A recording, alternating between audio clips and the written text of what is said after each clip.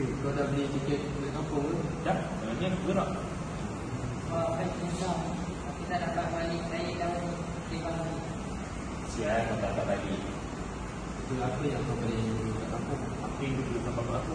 Dan suasana pagi raya.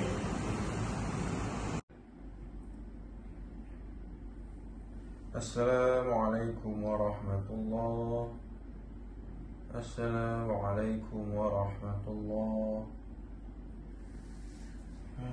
Astaghfirullah walhamdulillahi rabbil alamin.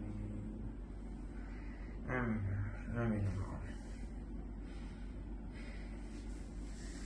Oh.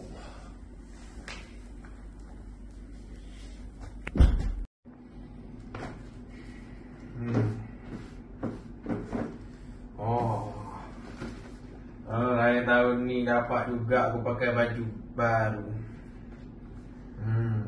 Mahal tu.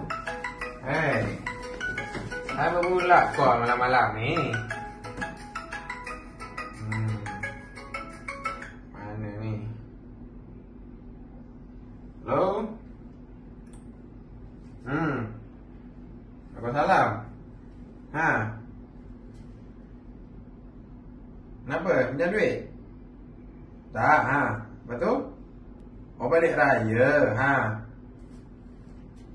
Bila tu? 28 ni? Oh, lewatnya 28 Jumaat kan? Lagi beberapa hari nak raya. Mau kau nak balik? Tak apalah. Saya kau balik sudah. Okay. Nanti dah duit tu bagi tahu.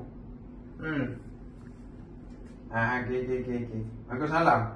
Baik. Sampai. Assalamualaikum. Kau tak kui. Dia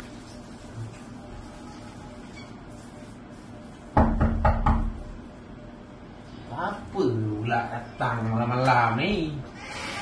Oh, aman. Sampai dah. Oh, alhamdulillah. Masuk. Letak beg dulu. Dia kita sembang. Dia tu, kita sembang. Okey. Udah makin saya kalau ada salah silap tu maafkanlah. Mak saya mai. Ahmad pun nak minta maaf dengan ayah. Selamat Hari Raya. La ilaha illallah.